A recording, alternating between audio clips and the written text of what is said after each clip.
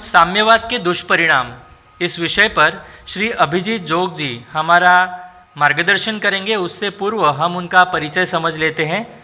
पुणे महाराष्ट्र के श्री अभिजीत जोग जी असत्यमेव जयते तथा जगाला पोखरणारी डावी वाळवी अर्थात दुनिया को खोखला करने वाला वामपंथी दीमक, इन प्रसिद्ध पुस्तकों के आप लेखक हैं।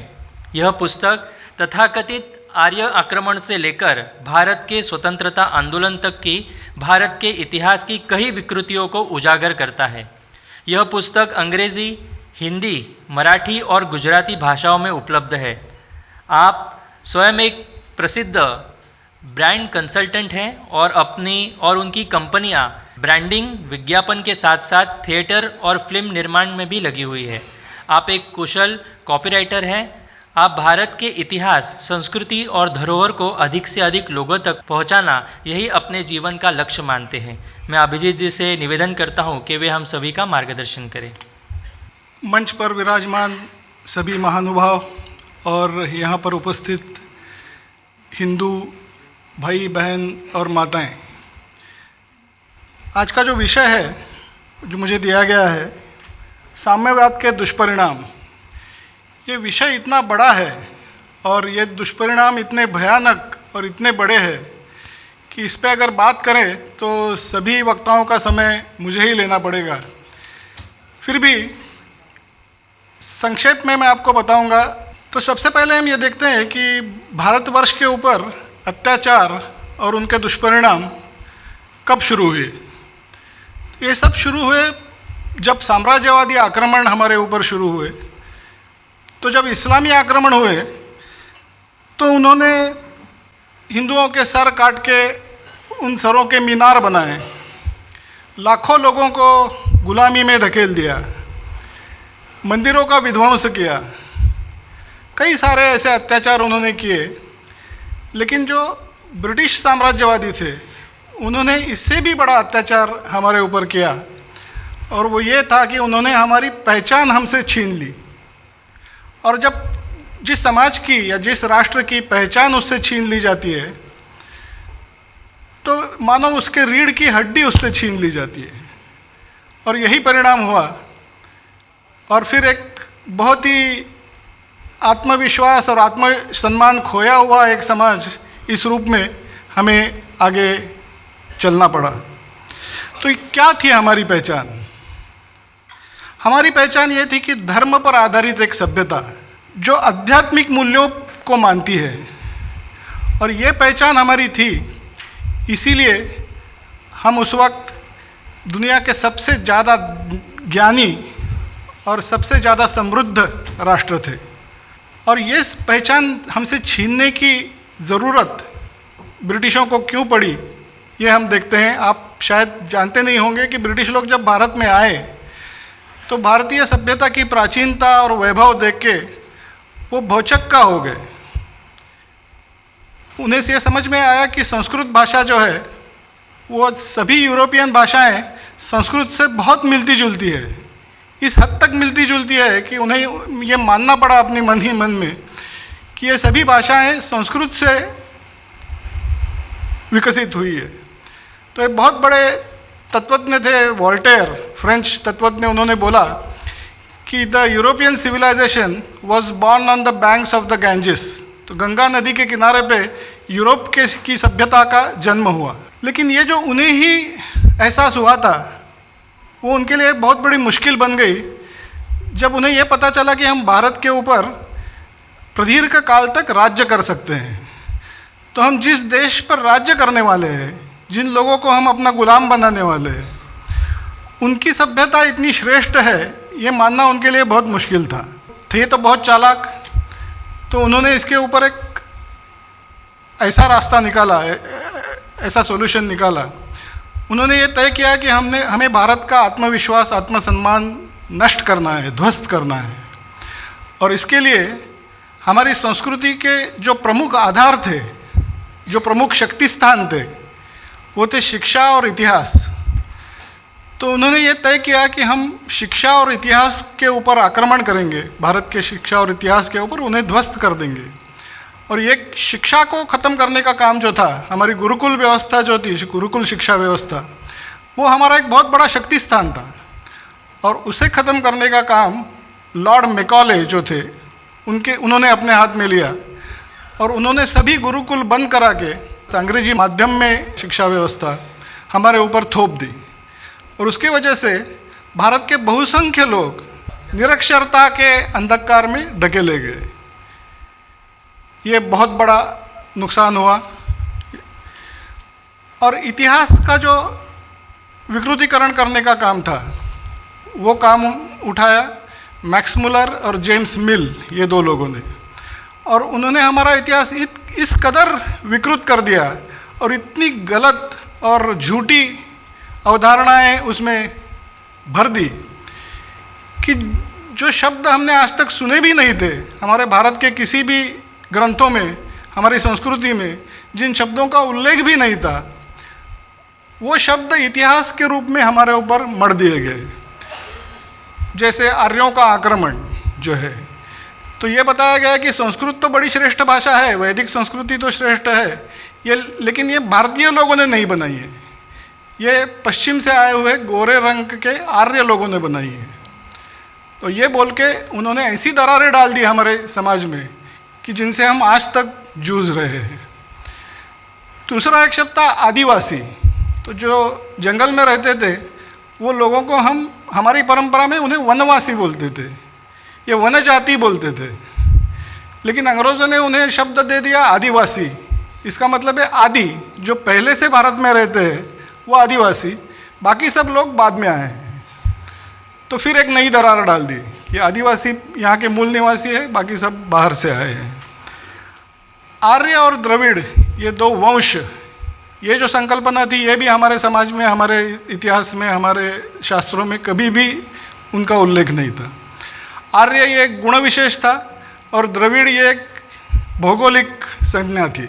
जो दक्षिण में रहते हैं वो द्रविड़, जो तीनों तरफ से जहाँ द्रव पदार्थ है वहाँ रहने वाले द्रविड़, और आर्य मतलब जिनमें कुछ गुण हैं वो आर्य। ये वंशों के लिए ये नाम कभी लिए नहीं जाते थे, लेकिन ये वंश है, रेस है, ऐसा बोल के उन्होंने आर्य और द्रविड़ रेसेस, ऐसा एक नया थीसिस पैदा कर दिया। उसमें से कई नई दरारें हमारे समाज में उन्होंने डाल दी। दूसरा एक शब्द था कास्ट। कास्ट ये शब्द हमारे इतिहास में कहीं था ही नहीं। हमारे यहाँ तो जाति व्यवस्था थी, और जाति व्यवस्था ये व्यवसाय पर आधारित थी। कास्ट जो थी वो यूरोप में थी, स्पेन और पोर्टुगाल में, जो जन्म पर आधारित थी। ये बहुत बड़ा इतिहास है, अभी सब बताने के लिए अभी हमारे पास वक्त नहीं है।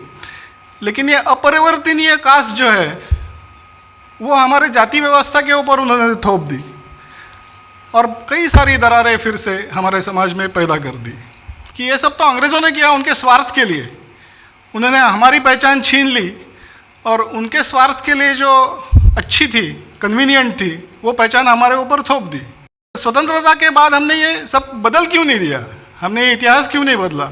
हमने ये शिक्षण पद्धति क्यों नहीं बदली? यहाँ पे आता है साम्यवादियों का रोल।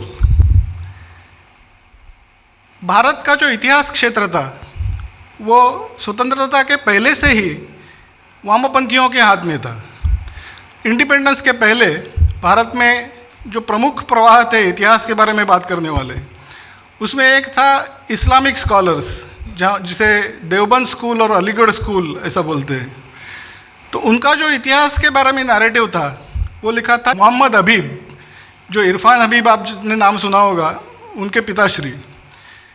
वो खुद कम्युनिस्ट थे और उन्होंने इन मुस्लिम स्कॉलर्स का पूरा इतिहास का नैरेटिव था, उन्होंने तैयार किया। दूसरा एक प्रवाह था, वो था कांग्रेस पार्टी।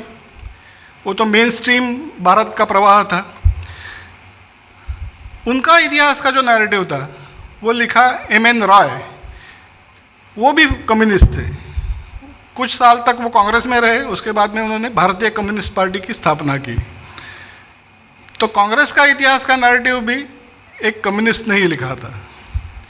तो इस तरह भारत में जो इतिहास का नैरेटिव बनता गया वो पूरा कम्युनिस्टों के हाथ में चला गया। 1969 साल में इंदिरा गांधी की सरकार अल्पमत में आई थी। कुछ सीनियर लोगों को याद होगा कि तभी मोरारजी देसाई, निजलिंगप्पा के कामराज, ये सब कांग्रेस से निकल गए या निकाले गए और उनकी सरकार अल्पमत में आ गई। तो वो सरकार को बचाने के लिए कम्युनिस्ट पार्टी ने इंदिरा गांधी की मदद की और उसके बदले में उन्होंने ना तो अर्थ मंत्रालय मांगा, ना तो डिफेंस मिनिस्ट्री मांगी, ना तो एक्सटर्नल अफेयर्स, कोई भी इम्पोर्टेंट मिनिस्ट्री वो मांग सकते थे, लेकिन उन्होंने मांगा शिक्षण मंत्रालय। कि उन्हें पता था कि आने वाली पीढ़ियों के दिमाग पे अगर अपने विचारों का कंट्रोल रखना है तो हमें शिक्षण हमारे हाथ में होना चाहिए। और फिर एक और कम्युनिस्ट नूरुल हसन, उनको शिक्षण मंत्री बना दिया गया। और उसी साल में 1969 जवाहरलाल नेहरू यूनिवर्सिटी की स्थापना हो गई और वहाँ पे रोमिला थापर, इरफान हबीब, आर.एस. शर्मा, ये सब हिस्टोरियंस जो थे, जिन्हें एमिनेंट हिस्टोरियंस के नाम से जाना जाता है, एजुकेशन मिनिस्टर नूरुल हसन के साथ मिलके बिल्कुल कोऑर्डिनेशन के साथ पूरे भारत के इतिहास क्षेत्र पे अपना ऐसा कब्जा जमाया कि जो आज तक वो कब्जा हम हटा नहीं पाए। तो पूरा इतिहास का नैरेटिव जो ब्रिटिशों ने तैयार किया था वही वामपंथियों ने वैसे के वैसे आगे शुरू रखा। तो इतिहास और शिक्षण, जो दो शक्ति स्थानों पर ब्रिटिशों ने प्रहार किया था, वो दोनों शक्ति स्थान अब वामपंथियों के हाथ में चले गए। और वामपंथियों का भी एक मानना था कि भारत के 14 टुकड़े होने चाहिए। ये मैं अपने मन से नहीं बोल रहा हूँ, ये उन्होंने डिक्लेयर की हुई उनकी पॉलिसी है, जो 1945 में एक उनके गंगाधर अधिकारी नाम के एक कम्युनिस्ट थे, उन्होंने ये पब्लिकली ये लिखा था कि Bharat, India is not a natural Republic and it should be broken into 14 parts.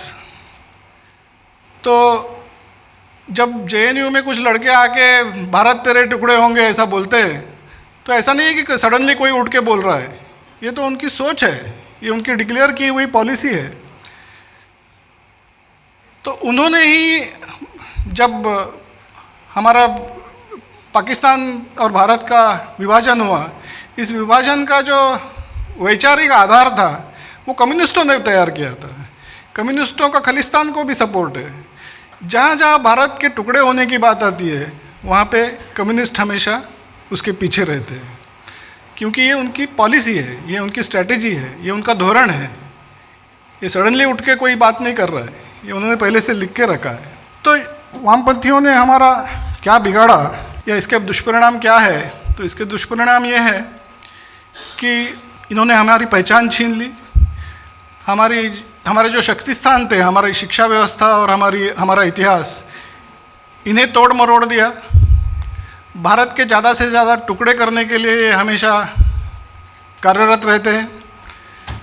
ये सभी चीज़ें जो है ये वामपंथी करते हैं और उनमें उनका साथ मैकॉले ने सिखाई हुई जो पीढ़ियाँ हैं, जो आज तक चलती आ रही है, मैकॉले की शिक्षण पद्धति आज भी चल रही है। तो मार्क्सिस्ट और मैकॉले पुत्र हम जिन्हें बोल सकते हैं, तो मैकॉले पुत्र और मार्क्सिस्ट मिलके ये सब चला रहे हैं भारत को ध्वस्त करने के लिए, भारत का आत्मसम्मान नष्ट करने के लिए। और उनका खास करके टारगेट होता है हिंदू धर्म, तो हिंदू धर्म को अपमानित करने के लिए। आने वाले समय में वामपंथियों से हमें सावधान रहने की क्यों ज़रूरत है? क्योंकि ये बहुत ही गंभीर विषय है जिसे हमें समझ लेना बहुत ज़रूरी है।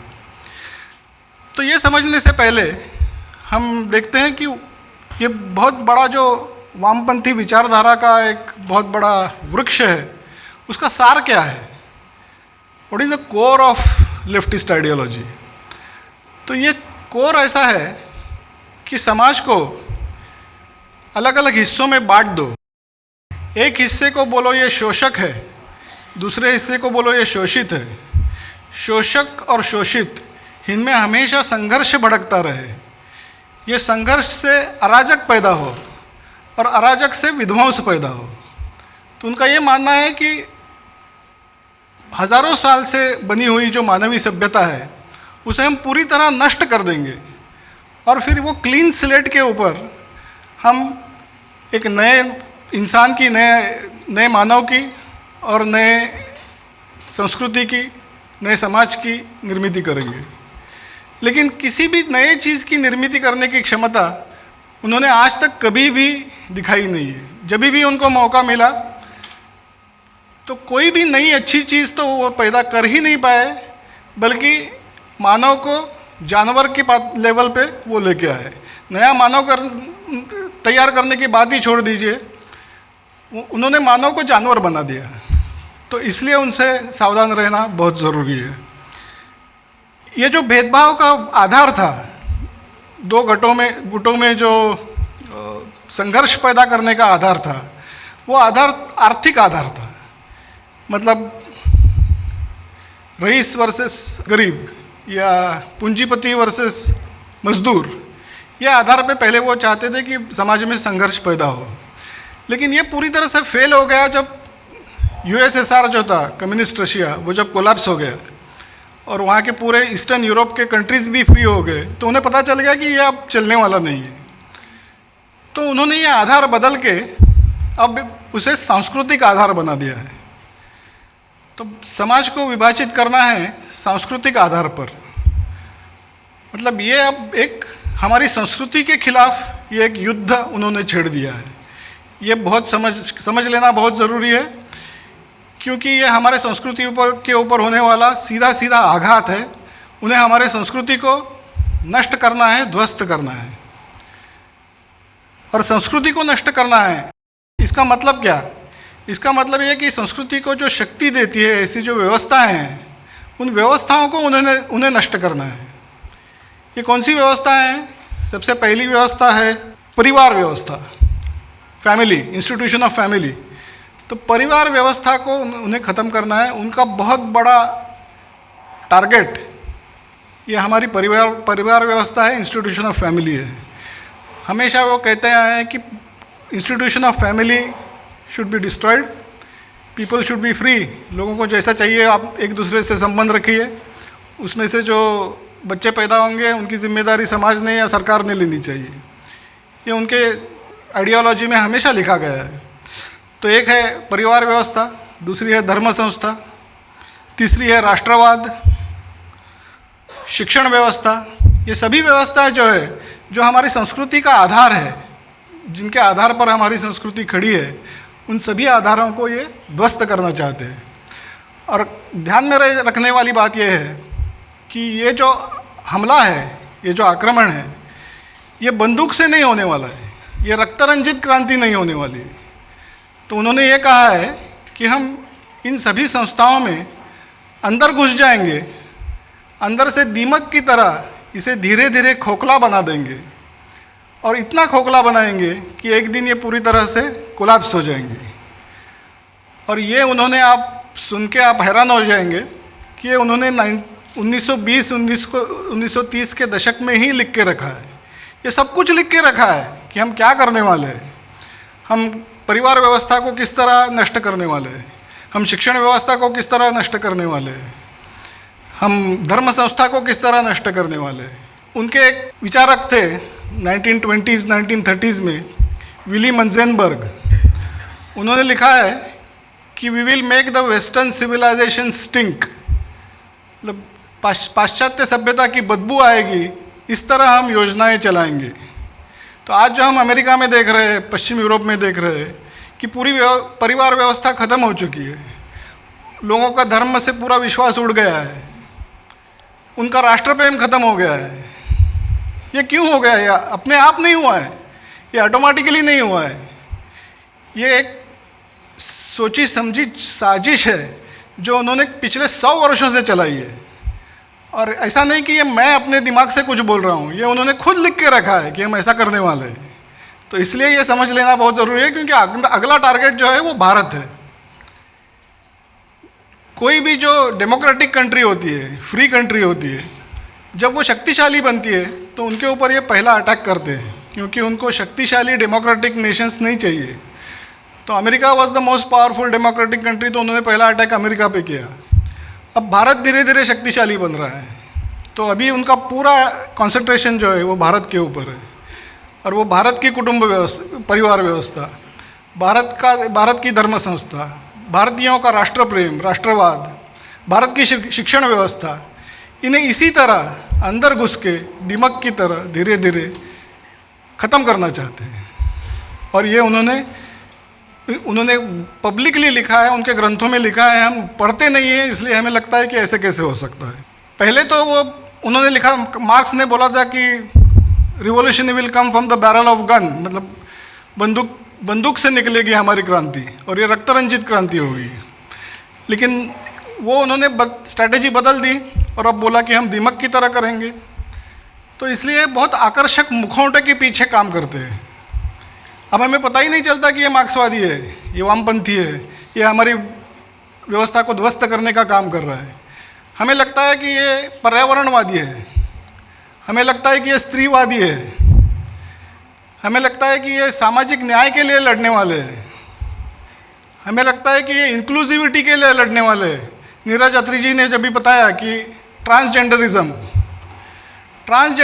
जो है ये कोई आसमान से टपकी हुई आइडिया नहीं है, ये वामपंथियों ने सोची समझी चाल बनाई है परिवार व्यवस्था को ध्वस्त करने के लिए।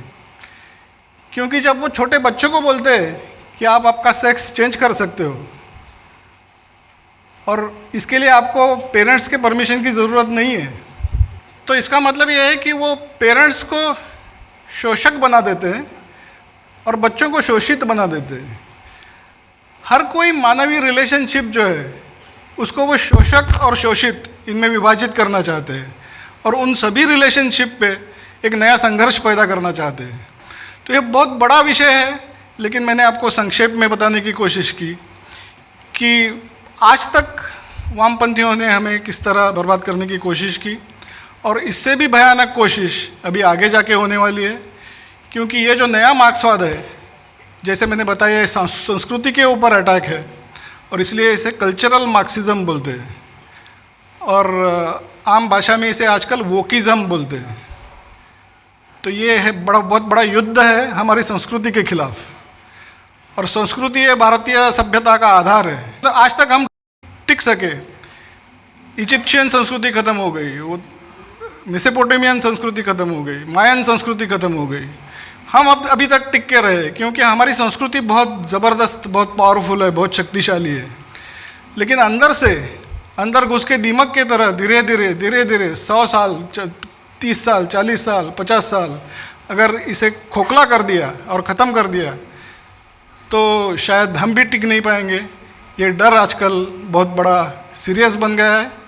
इसलिए हमें ये डर जो है, ये आक्रमण जो है, ये पहले समझ लेना ज़रूरी है, क्योंकि ये समझ में ही नहीं आता है। जैसे मैंने बताया, वो आकर्षक मुखौटे के पीछे काम करते हैं। तो ये मुखौटे क्या है और चेहरे क्या है, ये पहले हमें समझ लेना चाहिए और फिर उसके खिलाफ हमें पूरी ताकत से इस लड़ाई में उतरना पड़ेगा। और मुझे बिल्कुल यकीन है कि अंत में भारतीय संस्कृति का ही विजय होगा और हम ही इसमें विजयी होंगे। बहुत बहुत धन्यवाद। आर्य सनातन वैदिक हिंदू धर्म की